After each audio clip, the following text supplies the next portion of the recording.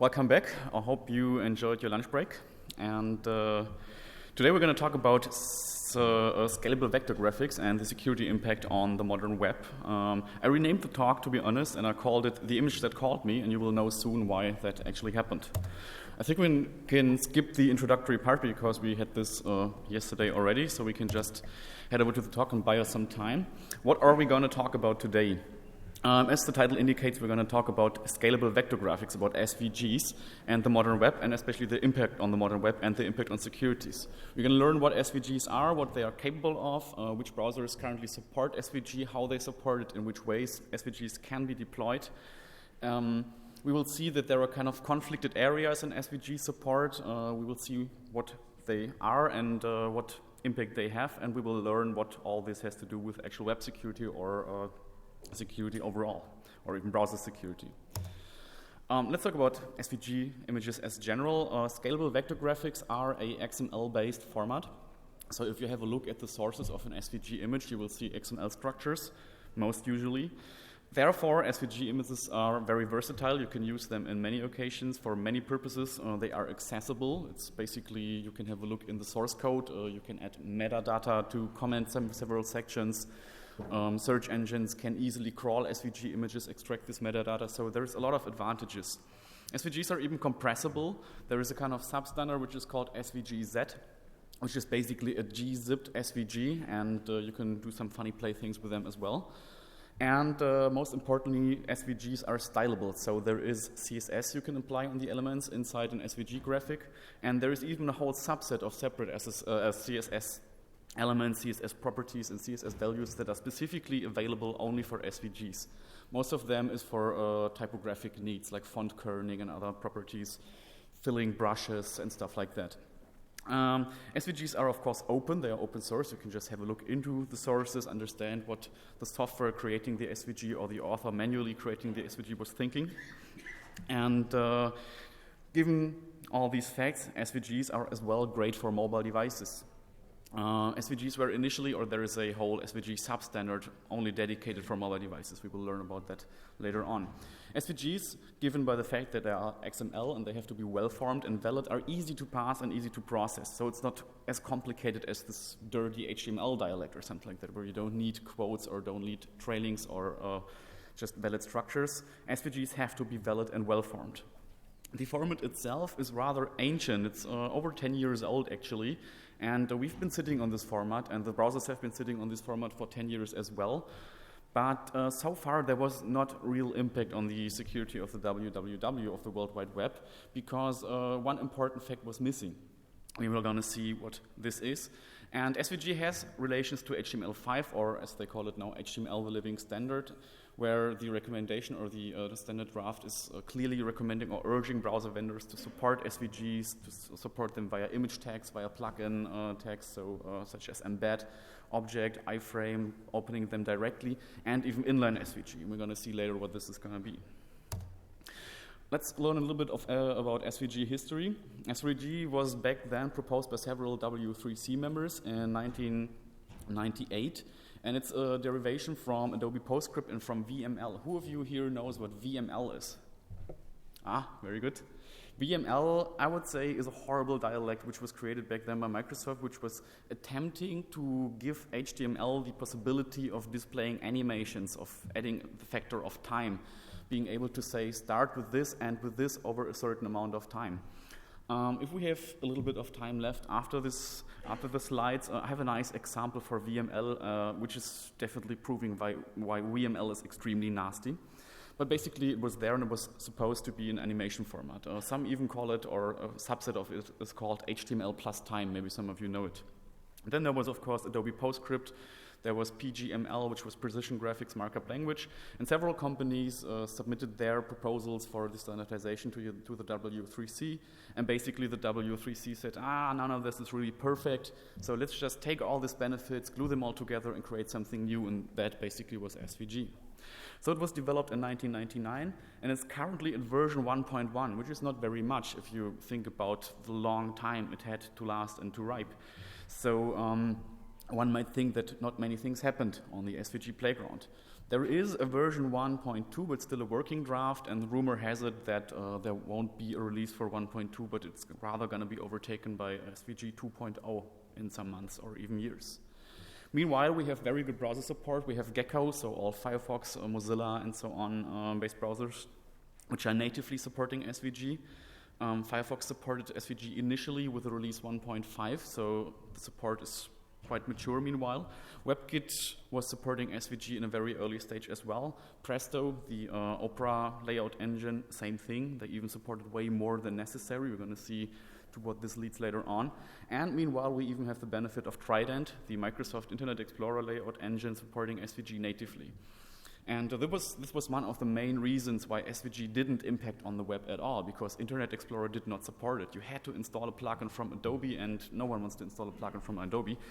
So it was very hard for end users to actually see SVGs, and there was installation necessary. So this was a pain in the arse, and developers couldn't just use it because there was no range or no sufficient penetration of the plugin.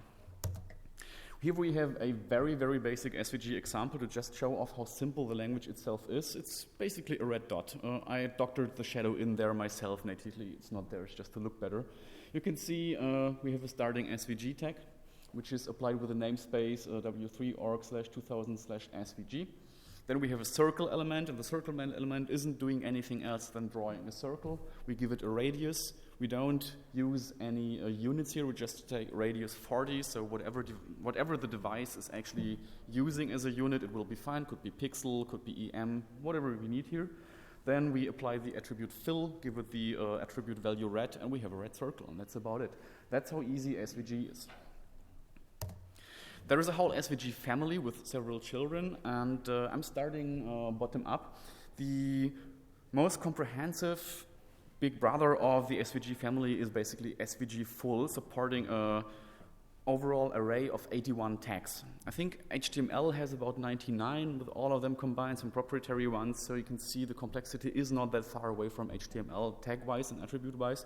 And 81 tags are quite a lot of stuff, and there's quite a lot of stuff you can do with them, like animations, transformations, effects, and so on. And SVG full is majorly designed for being used on desktop devices, on high computing power devices such as a good laptop, such as a desktop PC, or workstations for a graphics person or a design person. Then we have SVG Basic, also stuck at version number 1.1 right now, which is rather more designed for handhelds, tablets, and netbooks, so the not so strong machines and the not so large displays, which is very important here. And it just got 71 tags, and some stuff from the SVG full tag from the SVG full set has been omitted, which is some font-specific stuff. There are SVG fonts, of course, and I think there are some effects which are not working in SVG Basic 1.1. And then there is the black sheep in the family, like the dirty little brother, which is SVG Tiny 1.2. And this is a very nasty subset because there is so many special stuff in there. Like there is literally no real browser supporting SVG Tiny 1.2 but Opera. It's only got 47 tags, and some tags are completely different. Like they do not appear in the other SVG standards, in the other SVG parts of the family. And it's majorly designed for cell phones and smartphones, so for devices very slow on computing power, very small displays and so on, but still to work on there. And when you have a deep look in the SVG Tiny specification, you will see a strong Java affinity. So there's a lot of interfaces connecting with Java classes and connecting to applet-like behaviors and stuff you can use on the cell phone. And it's a little bit scary. And we will even see some examples to prove why SVG Tiny is a bit more scary than the other two SVG standards. Let's talk about some SVG features.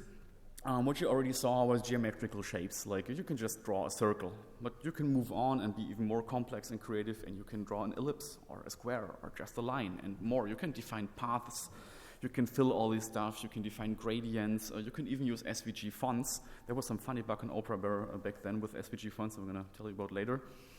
An SVG font has a lot of benefits. You can just say, I don't use this proprietary and intransparent TTF or EOT or whatever font files anymore. I can have an open XML-based font where I can define every path for every character. I can define fallback character for Unicode characters I do not want to render or I can't render. You can fill them, and there was some funny discussion going on the Oprah developer blog, I think, where they were discussing, would it be necessary to support iframes inside an SVG font, so a character can be filled with an iframe? And it was a short discussion, but they actually considered it. So there's funny stuff you can do with SVG fonts. There's a lot of font-specific formatting. There's glyph styles. There's kerning settings of CSS you can apply, and way more. But one of the most important features of SVG in terms of thinking about them as images is actually the possibility to apply them with links. So you can put an external link into an image. You can have an area which is clickable and leads you somewhere.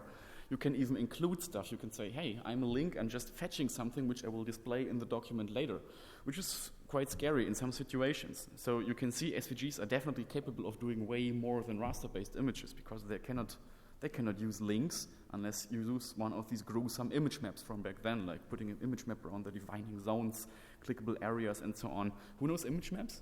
Or who still knows image maps? They are awesome. So SVGs support links. If they support HTTP links, they of course support JavaScript URIs and data URIs and more horrible things, but we're going to see this later on as well. SVGs also support animations and transformations. So you can say, hey, element, move from A to B over that amount of time, and transform during that time, start as a circle, end as an ellipse, and so on. There's funny things you can do. You can use gradients, you can use effects, you can have Gaussian blur, you can have transparency effects, you can multiply image data into each other, you can import raster-based images if you need the complexity. There is a whole plethora of effects you can apply. I think it's about 17 different effects you can use. You can look it up in the standard easily.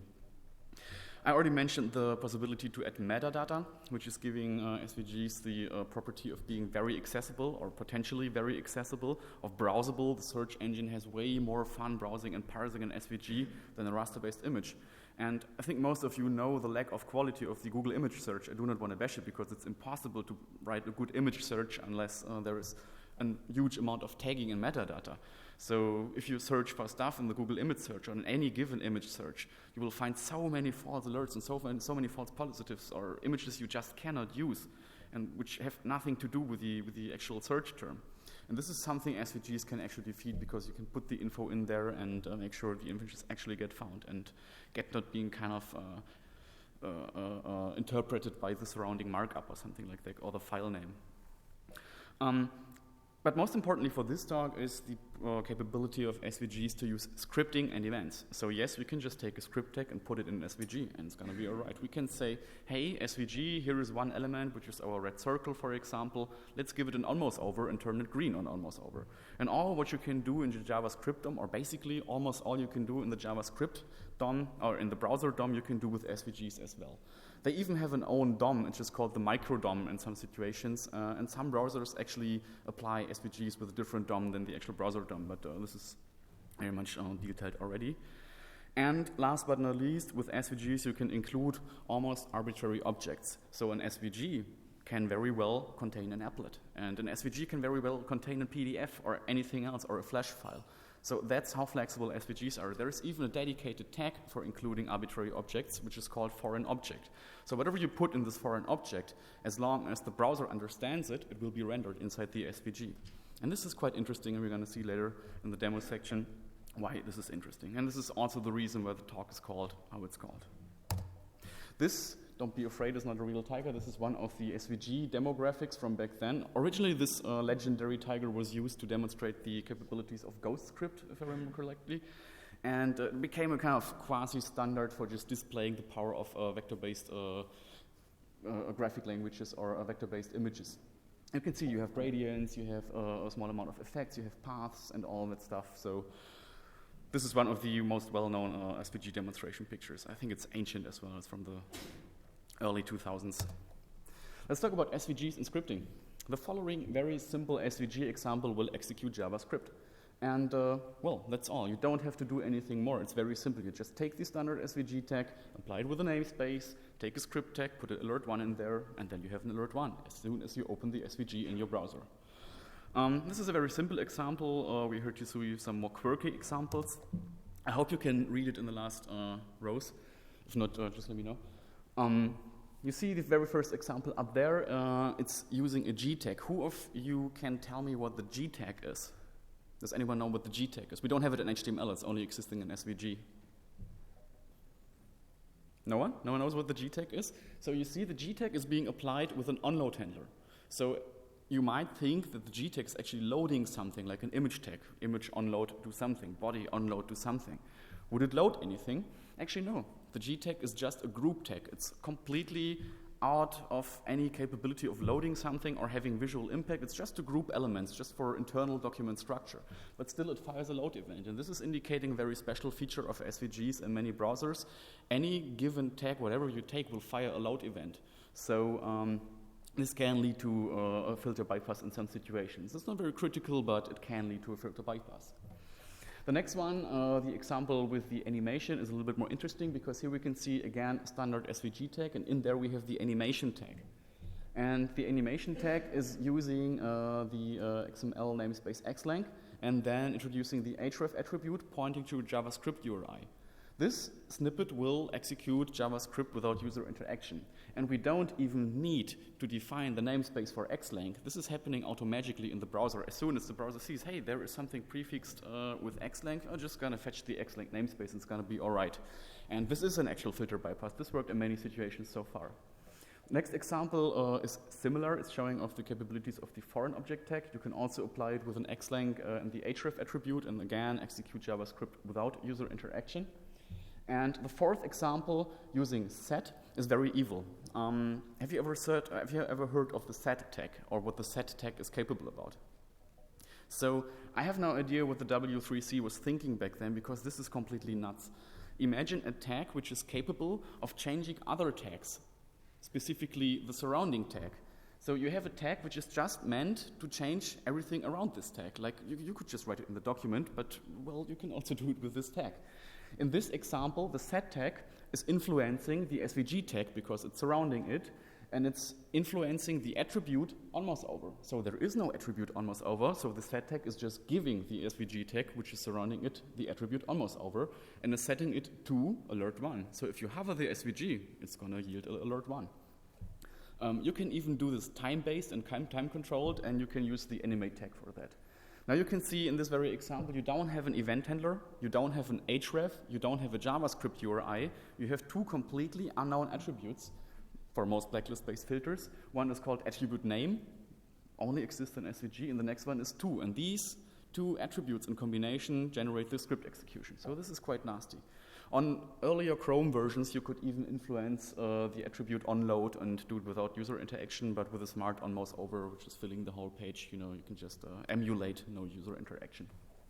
And the last example, the fifth example, is actually showing off or partly showing off the capabilities of Tiny SVG and showing why it's a little bit weirder than the other ones.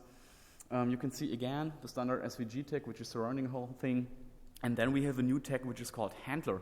And this handler tag is being applied with a namespace introducing XML events. We're defining an event then. We're saying ev::event equals load. And then inside the handler tag, we just have JavaScript code. So the handler tag is the same thing, literally, in terms of a filter or for a filter, or should be for a filter as a script tag. But it's called handler, and it's completely different. And this is working only on Oprah, but on every Oprah version I tested so far, Oprah Mobile, Oprah 11, Oprah 10, whatever you want. And there are way more variations of exotic script execution you can do with Oprah based on SVG Tiny. I'm not listing them here because it's just for an irrelevant market share of browsers, but you can see it's a bit quirky, and it's definitely fun to look into that stuff because there's way more.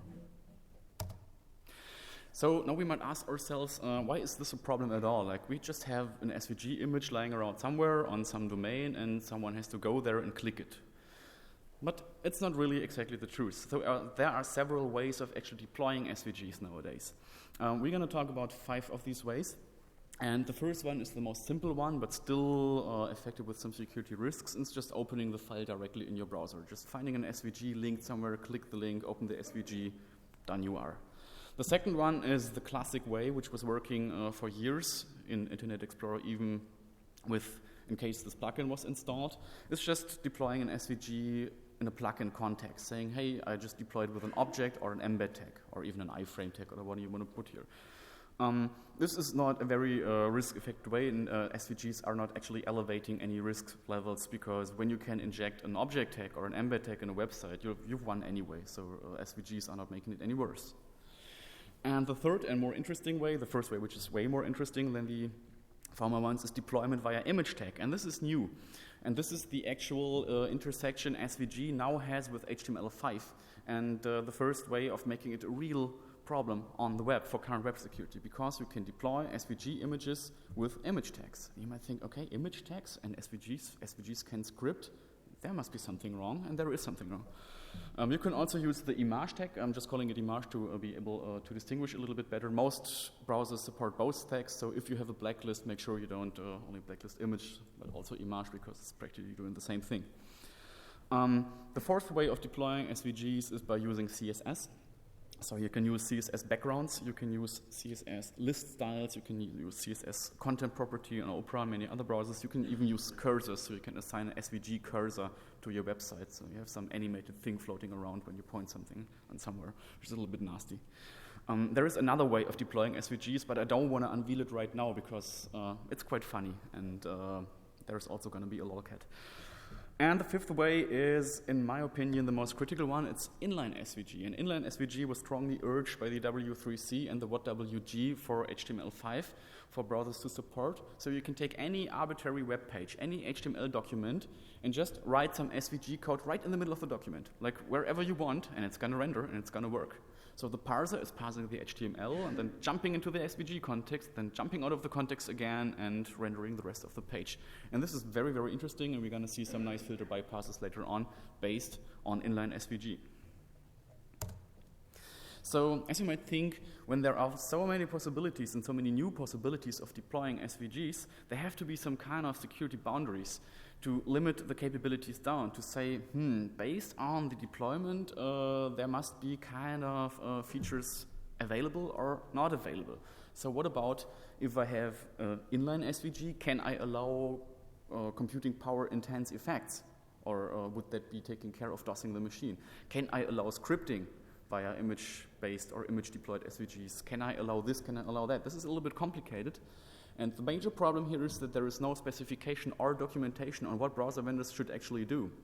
We have on the one side the SVG specification, on the other side we have HTML5 saying, hey, just support it via image tag and inline, and it's going to be all right. But there is no document in the middle saying, hey, depending on how you deploy it, you should deploy it in that certain way and limit the features down or not. And this is actually giving us the chance to find a lot of new bugs and vulnerabilities because the implementations of the browser vendors are accordingly inhomogeneous. So if there is no document saying this is how you have to do it, then every browser does it its own way. And when you test SVGs and how browsers react on that, you will see so many different behaviors and so many quirky ways of doing stuff. Every single browser does it differently, and it's quite interesting. So, one thing you can, of course, do is leverage XSS by using SVGs. And you might think, okay, image and image tag should never be able to execute JavaScript because, like, very specific example, every single given free mailer is allowing to put image tags in the mail body for HTML mails. And if you can send around images via mail and they execute in the browser and execute JavaScript, you pawn about every free mailer out there. And you might think this could never happen. This is completely impossible. This must not have happened ever. But it did. And 2 years ago, no, 1.5 years ago, Oprah did exactly that. When you fed an image tag with an SVG containing JavaScript code, there was an alert, and it worked. And I wrote to Oprah and said, hey guys, this is not so cool. Please fix that. And they deployed a fix, and it was basically making sure that the script is not running on the same domain anymore, but on about blank. Like, this is one of the most retarded fixes I've ever seen. Meanwhile, they are a little bit better, but it's still catastrophic. Same goes, of course, for CSS, and there were some nice bugs as well. I'm going to show some bugs from the Oprah bug trail that has been coming together over the recent years. Well, if you then have a look at SVGs being deployed via iframe, embed, or object, of course they should be able to script, because this is what they should do. It's plugin content. They should script and alert and whatever you want to do with them. But basically, boiled down, browsers should use different approaches depending on the way how they deploy SVGs.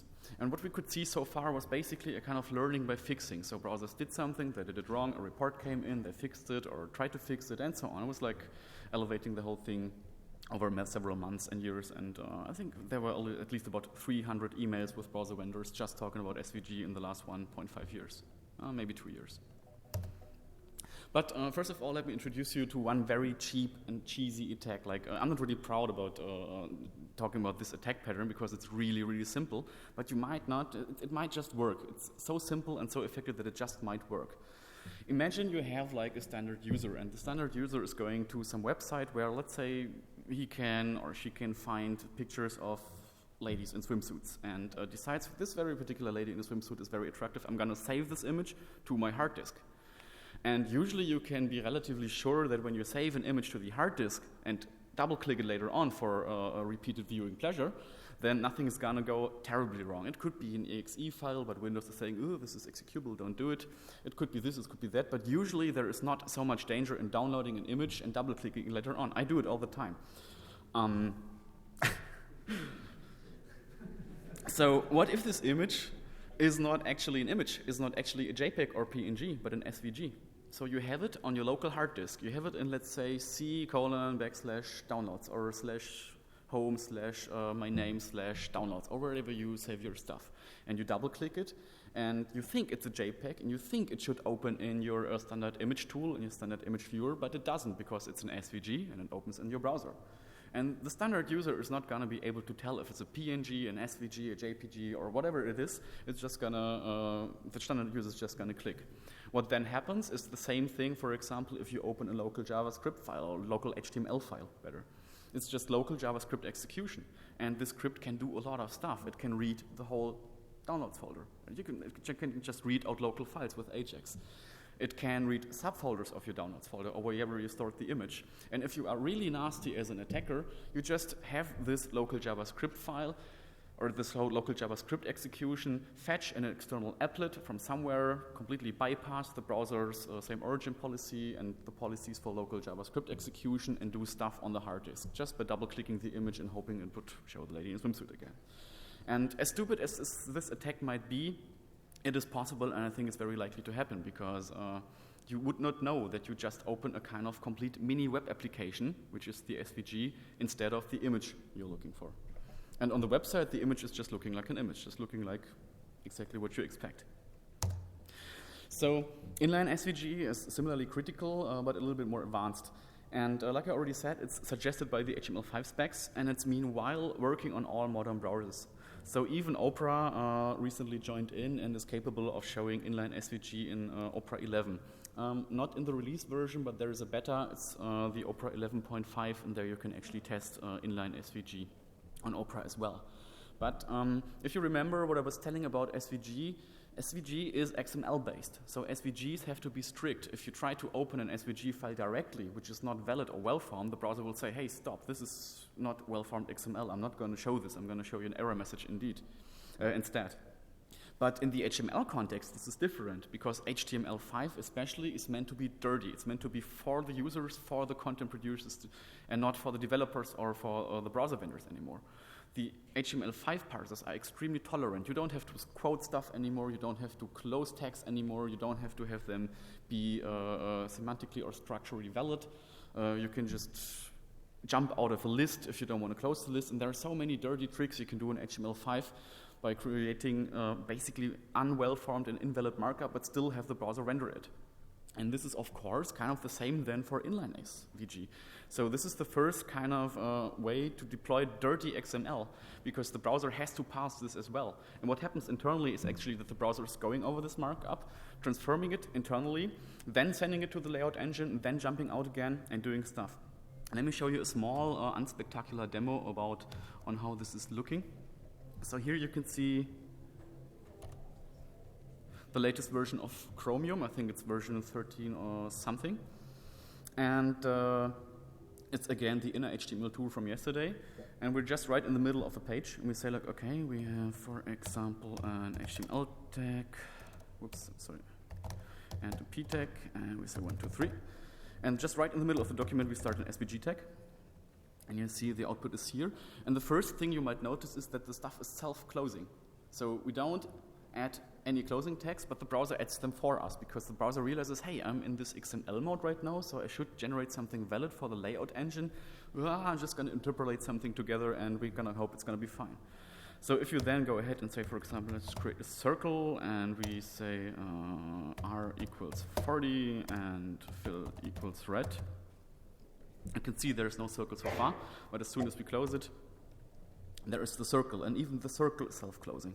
The SVG self-closing and the P self-closing. And you can kind of make some nasty stuff if you don't, for example, create an inline circle, but go along and create an inline script element. And you will go along and say, for example, alert 1. And then you can see the script tag is as well automatically closing.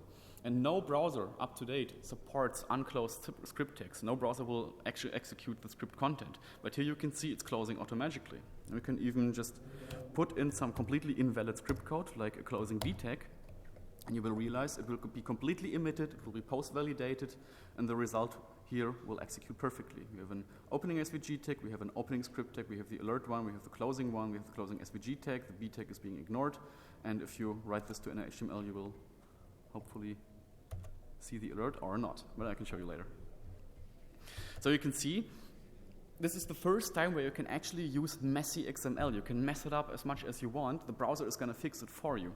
So this is quite interesting. More interesting is even the fact that Inline SVG should have a kind of reduced feature set. Most browsers have completely different feature sets for Inline SVG because no browser is really sure on what to support here and what is safe. It's again this kind of learning by doing.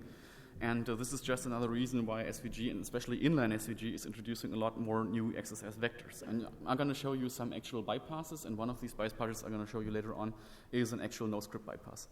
But it's in work. It's going to be fixed soon. So, one of the possibilities we have with Inline SVG is abuse the scoping which is happening in the browser. So the browser is running in the HTML5 scope, then jumping onto this XML island, reparsing, making it nice for the layout engine, jumping out again, and then executing some stuff. And we already saw that there is a possibility of having things self-terminate, but there is even more. Let me take, for example, a look at Oprah here. And when we just introduce, for example, a style tag, which is allowing us to use plain text in there, we usually have to go and say, for example, create a C data section and make it nice and valid so the parser doesn't more in here. But all this is not necessary anymore. We don't have to do this. We can just go along and say, for example, color equals red. But we can as well go along and replace the C by an entity. You can just say, for example, 6.3. And again, it's going to be valid because we're inside a plain text element inside an XML scope, and there we can use entities. And this is really nasty, and I'm going to show you an example later on how you can use this to leverage a full-stack XSS attack on Firefox. The fix should be out in the next days. It's fixed already on Firefox 6, like the Aurora version. It's fixed already in Firefox 5, but not in the production version. But fix should be out during the next days with the next update. And someone is writing me here, which is not the best moment. But we need the Skype later on. So let's get back to the slides. Oprah has had a very long history of SVG flaws. The actual first one I found back then, and with far distance, the funniest one was JavaScript execution via SVG fonts. You can look up this vector on the HTML5 security cheat sheet. I'm going to show you the link later on. Like I mentioned, SVG fonts can be embedded via CSS. They are open, you can put stuff in there. They had discussions if they allow iframes in fonts to decorate characters for whatever reason. And they also supported JavaScript text right in the middle of the font. And this was in, I think, late 2009 when I reported this bug, when you just loaded a font file from external domain and said like, hey, come on, just decorate my fonts, make them look nicer, and it was the same domain XSS popping up. The same thing happened with for example, CSS background images. They started with full stack XSS, then they limited it down to about blank, then they limited it down to no script execution but showing markup, so you just had to click a link, and then you had the XSS again, and so on. It was a long history of failed fixes and flawed implementations. Meanwhile, it's working quite okay. So if you now feed an SVG image with markup with HTML or HTML-like stuff and then put it into an image tag or link it in via CSS, not that many things regarding script execution are going to happen. So they limit it down quite fairly. But you don't need actual JavaScript execution for dangerous attacks, or do you? So what else can we do to, for example, leverage the fact that they don't allow JavaScript anymore, but maybe other things? Well, this is the actual reason why this talk is called how it's called. And I would like to show you 2 demos.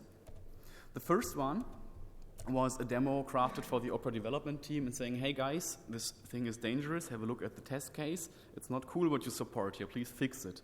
And they wrote me back and said, like, we don't really see the security impact of this, so it's not going to be fixed. And it's still not fixed. They have the information for meanwhile about a year. So let's have a look. The website is public, so you can just visit it yourself if you feel like it.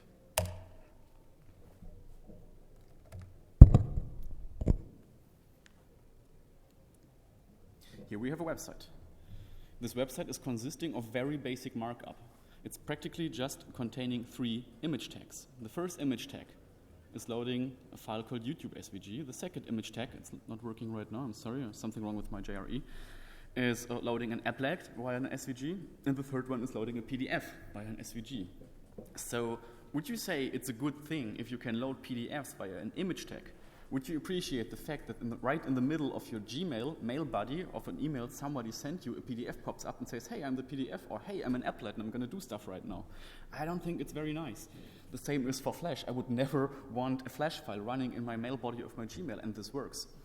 And I was talking with Eduardo of Google, and we tried to find a way to actually fix the problem. But how can they fix it as a web application? They have no way to fix this because it's an image tag, and image tag is valid. Meanwhile, there is some small schoolgirl trickery in the Google Mail algorithm. If you link an image in your mail body, which is ending with the extension SVG, it's going to be stripped. But if you end it with the extension .php and just send some SVG headers and put some stuff in, it's not going to be stripped because it could be anything. And at least they're trying, but it's impossible to fix for the application because it's a browser bug and it's really nasty. And let's just make sure that I'm not cheating with you. This is the source, this is the 3 image tags, and here's just the descriptional stuff. So this really works.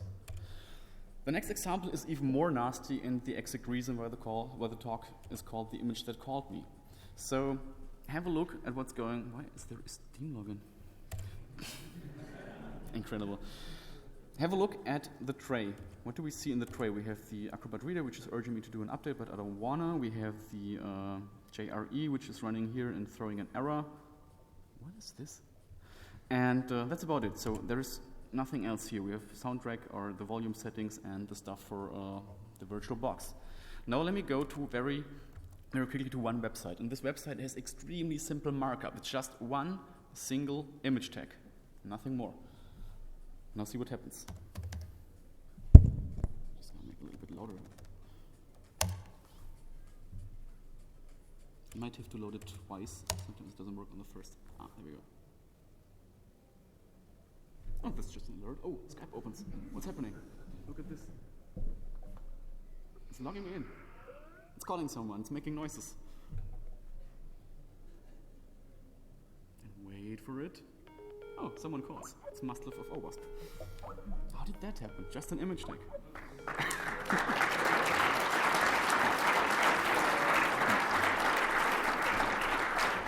Thank you. You can go to this page right now and call me if you feel like it. I will not answer, but maybe I will call you back after some time. So what happened here? It's basically a very simple blended attack. So what I'm doing here is, again, let me show you the actual source of the website. We have this one image tag. This image tag is loading an SVG. This SVG is loading a PDF. The PDF offers the possibility to conduct redirects on the embedded page or the embedding page. It has a nice URL blacklist, a protocol scheme blacklist, or JavaScript is not allowed, file is not allowed, data is not allowed, but Skype is allowed. So we tell this PDF to call us on Skype with a Skype URL handler, and well, that's basically it. So it's just putting some stuff together and escalating it from a small image tag to doing something. But that is not all. Firefox, and we had some talk about this yesterday already with the excellent offensive XSLT talk. Firefox is capable of providing a perfect SVG HTML chameleons.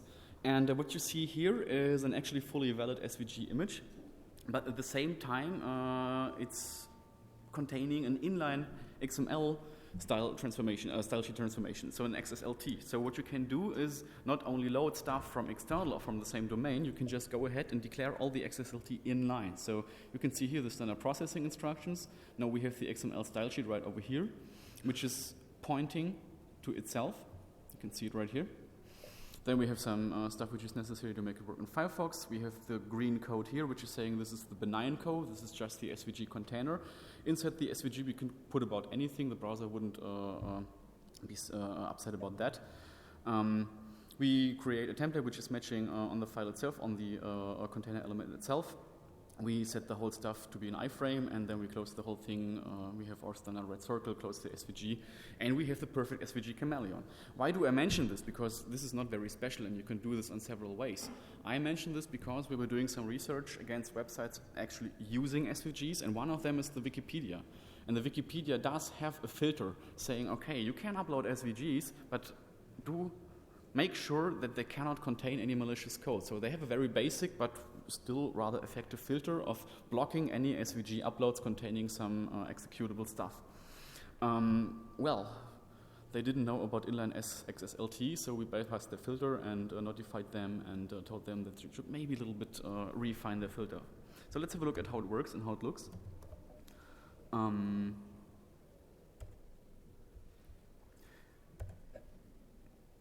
This is just a standard Firefox 4. I think it's even the latest version. So you go on the website and you say, oh, this is a nice image of a red dot. I definitely want to see this in full size. And you go and show me the image, and pling, there you have the iframe sitting out on work one. Well, not that super spectacular, but could be useful in a targeted attack and was useful against Wikipedia. Oprah is a little bit more awesome regarding SVG and the stuff you can see inside the SVG surrounded plain text tags. What you can see here is impossible markup. This should never execute anything. And there is so much crap in there, you cannot believe. There are at least 3 tricks in there that only specifically work on Oprah. So what are we doing here? First of all, we have a harmless link. It's just a benign link saying, hey, click me. I'm going to be all right. I'm just going to pointing to a hash, and everything's going to be cool. Then we introduce some inline SVG. We say SVG style display none to make it a little bit sneaky and invisible. And then we introduce a style tag. So the first characters written in red, what are they doing here? And this is essential for SVG security, and it's essential for HTML5 security. And little people do know the fact that this is possible right now. So we see ampersand, AST, semicolon. What is it doing? Well, there is a nice little treat coming with HTML5. When you want to encode ASCII characters as entities, you usually went the way, or there was usually only the way of using hexadecimal or decimal entities. There were some exceptions for some characters, but most ASCII characters, most printable ASCII characters, did not have a representation with a named entity. This is not the case anymore. If you dig deep, you will find a page in the HTML5 specification saying, hey, we have a bunch of new entities, have a look at them, and they're covering parentheses, curlies, asterisk. So this is basically representation for the little star, and you can use them in any website. Most browsers are already supporting these. This was a nice trick against NoScript. I promise you a NoScript bypass. Firefox supports named entities, named HTML5 entities already. NoScript didn't know, so you had a NoScript bypass. The bypass was href equals JavaScript, then ampersand, the word colon, then a semicolon, and then your payload, and then you were done. I will show it to you later on if you're interested. But it should be fixed already or close to be fixed. But let's move on to the next trick. What we can see here is a minus, then a new line, then we have the O, then we have a hexadecimal entity, and then we have a lot of garbage here. It's saying fabberling, and what the screw is fabberling? This is not possible. So to see what it actually does and what it actually is, we shall take this bunch of stuff, and I'm already leaking information about the stuff coming. Next, take Oprah, throw it in here, and have a look what happens. So I'll just increase the size a little bit.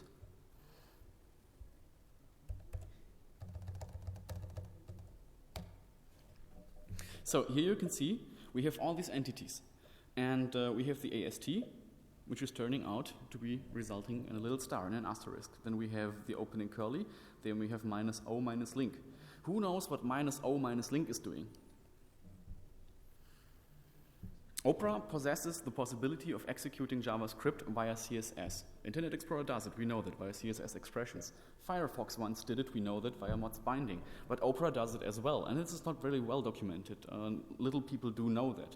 So there is two properties. One is called olink, and the next one is called olink source. And when you assign a JavaScript URI to a link and say, hey, olink source current, let me just make it a little bit more streamlined here, then clicking the link or clicking any other document will yield a JavaScript execution because exactly the alert one. So this is clickjacking par excellence. You can override any given link on the website. If you hover them right now, wait a second, just missing something somewhere.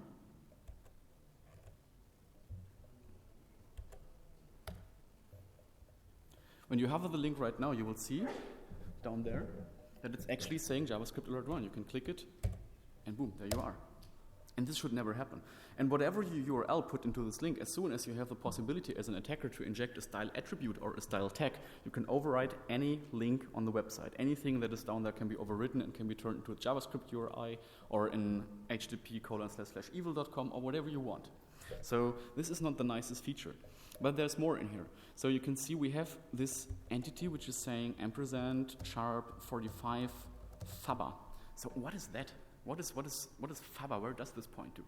Well, basically the secret here, because this is nothing more than the representation of the minus here, Oprah is so tolerant with entity parsing, even especially in SVGs, that you can put any given hexadecimal garbage behind a valid entity, and Oprah will still accept it. So here we have a decimal entity, and we add some hexadecimal crap behind this entity, and it's still working. It's still representing the minus. So you can even continue, and you can say any given amount of numbers, whatever. Oh no, the numbers don't work. You have to use letters.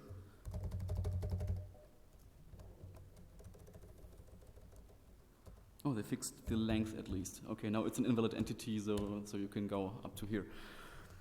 But as you can see, you can just put in there almost whatever you want, and it's still working. So this is the next thing we can use in Oprah to bypass filters and to execute JavaScript in impossible situations.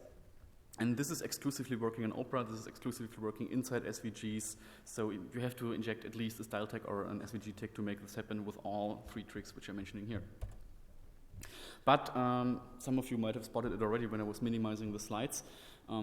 Besides image deployment via image tag or CSS background or other possibilities, there is another way of actually deploying images. And this is one of my favorite ways, to be honest. And this is also another way of deploying SVGs. Who saw it already? What's the next way of deploying SVGs? It's, of course, using the fav icon, like this little favorite icon you use to identify websites for your bookmarks or for the tabs or where you want to go. So what could possibly happen if we take an SVG containing plug-in code and deliver it via a fav icon? So let's have a look. Basically, I was making a screenshot because it's not always running perfectly stable. When I tested it before the talk, it did work. But let's have a look if we can make it work here. Oh, yeah.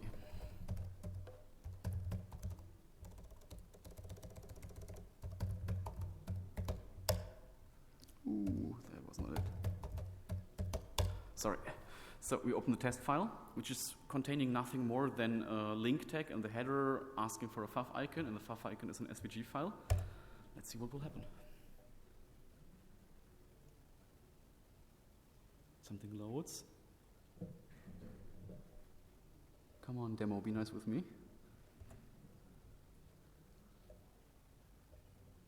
Okay, just gonna try again.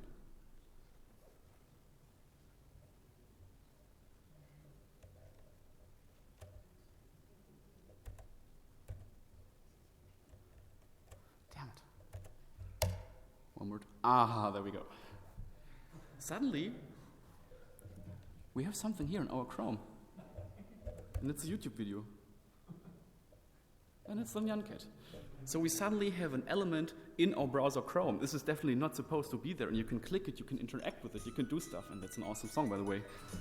Now, how to stop it? That's the question. Okay, that was it. Now we're doomed.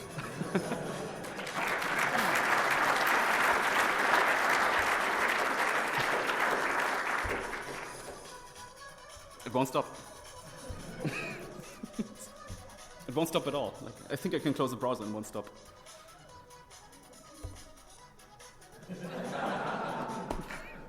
There we go. Finally. So, I would say this is quite nasty. Deploying Flash content, running inside the browser's Chrome, like inside the browser's UI, with full privileges. This is a direct code execution, and you don't want to have a lolcat in your browser's Chrome. Like, this is definitely not belonging there. So, yet another way how SVGs and their flexibility and richness in feature can actually backfire heavily.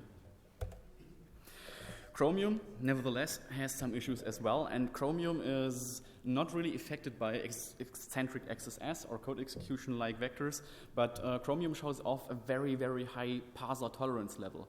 And this is one of the examples I like to show off to just demonstrate what the HTML5 parser of Chromium is actually doing internally and how it can affect even well-secure web application. So again, this is the latest version of Chromium here. And I can just create an SVG tag, and I can just not open it, and I can just say G, and I can just say onload equals alert1. Wouldn't fire. What I have to do is put in a closing HTML tag, close it, and then we have the alert1. And this should never fire at all, but what the browser does internally and what is taking care of that this happens, will it ever stop? It will at some point, I think, stop. Or not. It loads a lot. Okay, what is happening here is that we have an SVG tag, but we don't have actual G tag in the SVG tag. What we do have is a new attribute, and the attribute is called, is named lesser than G equals, and it's empty. And then we have the onload tag, which is now applied to the SVG tag, is giving the information that alert1 should be firing. Then we have another attribute, which is the lesser than equals attribute, or just the lesser than attribute. And then we have even another attribute, which is the B attribute, which is coming from the closing B tag.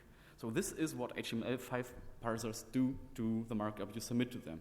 And this is not a major topic of this talk, but you can do so many things with these kind of impedance mismatches and tricks.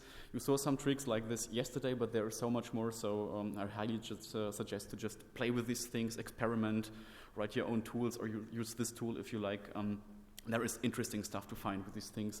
And you can definitely make websites insecure, which are originally secure against XSS. But we can escalate it even further.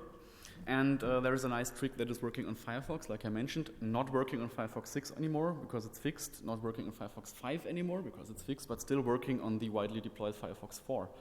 And again, we're talking about entities inside plain text elements inside SVG, inside Inline SVG. And the example you can see here is actually working.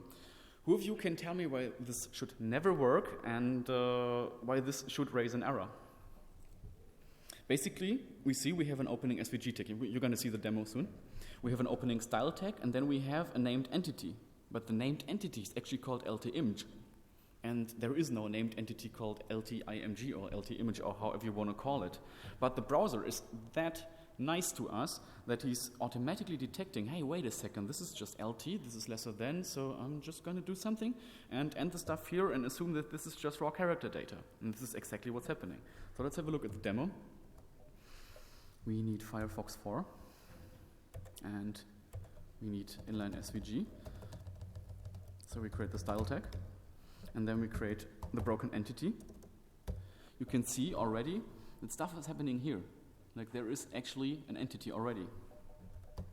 Now we say LTIMG, and the browser doesn't care that it's a completely broken invalid entity. It just continues the stuff, finishes the entity, gives us the IMG, and we can continue. And I was really not believing that stuff like this could work, and I looked up the reference page for the new HTML5 named character references again, and I saw that it's actually in the specification that some entities, 5 or 6 of them, do not have to be closed with a semicolon anymore. You don't have to do this anymore. This is in the specification. I can show you later on if you want to see it or send you the link, and I think the link is even the appendix. And this is bad. This is bad for filters. This is bad for NoScript. This is bad for XSS filters. This is bad for the Chromium XSS auditor. This is really a problem. So let's just finish the exploit and say, okay, source equals X, and on error equals alert 1. And then you have to make a comment to have it work, and you can see it works. And as you realize, I did not use any dangerous characters here. Like consider this to be an actual injection. And there is possibilities to inject in style text then and when, because if you have user-generated styles or stuff like that, you can easily break the Firefox parser to just use the entity representation. What do you do to filter markup or to escape markup? You encode it to entities, but it still works in Firefox, even if encoded. So there's even tricks like we can, for example, say new line. This is another new entity we have. So awesome. Look up these HTML5 entities. This is nuts. I found them accidentally in the train by just testing randomly. Say, is there a named entity for colon? Let's try colon. Oh, it works. And then the stuff popped up. So we're almost done here. As you could see, it's not only Oprah completely acting out on SVGs and badly written SVGs and malicious SVGs. Other browsers do weird stuff as well. Chrome, for example, is extremely tolerant, produces very weird things when you put iframe text into foreign objects. You see like very weirdly scaled information. You can nest stuff and stuff happens. I didn't test on that too hard because Oprah was just giving me too much of a playground. But every single browser has its issues with SVG, so it's definitely worth playing with it. We have seen how Opera is deploying Java applets via SVG fonts or via image tags and so on. And we have the interesting effect that suddenly with HTML5 and the close relation to SVG, HTML and XML are kind of growing back together again. Like the old issues are coming back because suddenly inline XML parsers exist. Suddenly inline XML islands exist in the HTML document, which gives us the possibility to use these ancient tricks like external entities. We can use the SVG Tiny Java events, which is a horrible thing. We can use entity bombs like self-referencing external entities, which are generating overlong strings and whatsoever, or reference chains. And all these XML attacks are now back in the browser, and you can use them there. Like the example we saw yesterday, amazing. This is exactly the thing. That stuff is back. And some browsers even support, for example, SVG masks, which is almost a Photoshop-like feature where you could put masks over things, make them transparent, make certain areas clickable, certain areas not, which is nice for click checking. We have the possibility to create chameleons consisting of SVG and XBL, which is the XUL binding language, which is capable of executing JavaScript from CSS in Firefox, like the old mods binding trick. And all these things are possible again and now. So it's time for a small wrap-up. We learned that SVG images are not just images. They are basically mini applications containing a lot of stuff referencing to other applications, other SVGs, other external content, plugins, raster images, whatever we like. It's a completely open format and equivalently powerful as a website or an HTML document, even more powerful given the whole entity tricks you can perform. We have seen how we can have image text deploy PDFs, Javas, and any arbitrary plugin code. We've seen how the XML islands in the middle of the HTML document can create mayhem for XSS filters and so on. And if you have a look at XXE, at XML external entities, they are back. Browsers are supporting them again. They were gone for a long time or just in special modes, but suddenly they are back even in HTML modes, thanks to HTML5. So my opinion is that so far SVG hasn't been getting enough attention from the security community because it was gone for a long time or irrelevant for a long time, for just 10 years, and now suddenly it's brought back. And I think there's a lot of room for more security research based on SVGs, as we saw yesterday in the excellent offensive XSLT talk. So what would you do if you actually would want to allow your users to use SVG images to benefit from this kind of awesome format? Because it's not a bad format. Well, it's difficult. Because you have to limit a lot of things in SVGs, and there is a lot of known bad, but there's also, I would say, a lot of unknown bads. You do not exactly know what's going to trigger an alert tomorrow, or what's going to work tomorrow in the recent Chrome version or Opera version or whatsoever. So this is still a moving target. So writing a defense tool which is capable of filtering SVGs, making sure that no information or visual information is lost, but everything malicious is stripped out, is not the easiest task. And actually we tried to implement something like this, and we ended up by creating a tool which we call the SVG Purifier. And it's surprisingly working well. It's based on the HTML Purifier created by Edward Z. Young. And we just took the HTML Purifier.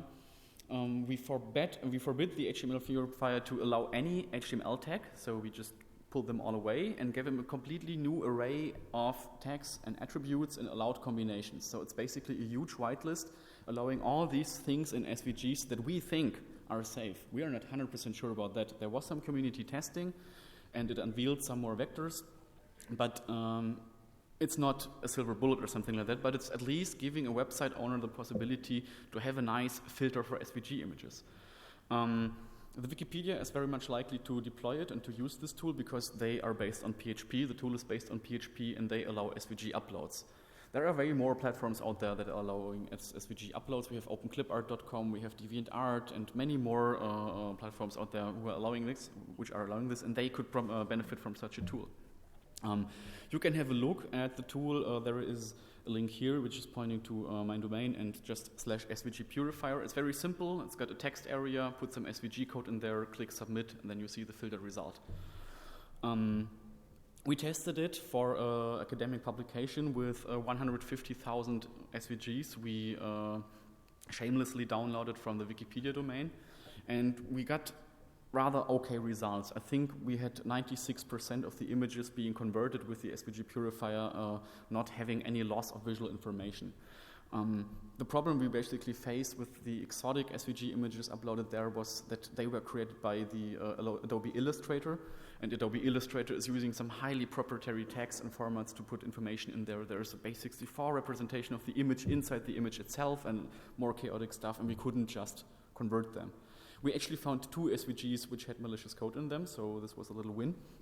And yeah, it's possible, and I think it's not a problem right now, but it will be a problem soon, and more websites will actually adapt that stuff and will work with this format because the benefits are obvious. Future work also includes to create more publications. One, as I mentioned, has just been sent in for review, which we called Crouching Tiger Hidden Payload, which is a completely stupid title, but maybe it works. And we submitted it to CCS, hoping that we might get accepted. And we hope to fill the HTML5 security cheat sheet with more SVG-based vectors. And for those of you who are not aware of what the HTML5 cheat sheet is, let me just give you a small introduction to this project. You can just take any arbitrary browser we have here. Just go to html5sec.org, where we created a collection of HTML5 related modern XSS vectors and comparable vectors for you to browse, for you to reference, for you to use. It's basically working with a huge JSON file, so you can include the tool in your APIs, in your internal tools. You can make copies of it wherever you want. It's completely free. There is no advertising or licenses. It's just a huge collection of well-documented vectors you might use during your audits or for your scanners or whatever. And we have a whole section dedicated to SVG-based vectors, which you can see here. And I took some of the examples from here I showed in the slides. Here is, for example, the font file XSS against Oprah. It's all documented here, and other variations. If you feel like you have a good vector you would like to submit, just send me a mail. You get a commit account or a committer account, and you can get the possibility to submit your stuff. The tool is multi-languaged, so we have no French version yet. So if you feel like you want to translate or help translating the whole thing in French as well, just let me know. You get an account as well, and would be appreciated. But in the end, it's a good reference, I think, and you can just take the JSON file to feed your scanner and find vectors in situations where you might not succeed in bypassing the filter. So here I assembled you some links. The slides will be public later on, so you can have some references and can have a look at relevant links and information about SVG. And that was basically it. Thanks a lot for listening, and I hope there are some questions or comments. Otherwise, we can move on to the coffee break. Yep. Do you know any tool other than Apache Batik which can execute native Java code from SVG5 without any update? Actually, I don't know. I assume that Oprah should be capable of doing this by supporting Tiny SVG 1.2 because there is an interface for that, but we only worked with Batik during the conversion process because Batik was turning out to be the most powerful tool. I suspect that tools like RSVG or something like that might also execute code, but we haven't had a look into this because we were mainly moving in the browser context. Because actually, if you have SVG5 which is passed by Batik on the server side, you can execute native Java code. We didn't know this before when we downloaded all these Wikipedia files. It's good that we know it now, and it's good that nothing happened. So we would have been pwned else. Or at least the VM doing the conversion process. Any more questions? Well, then that was it. Thanks a lot.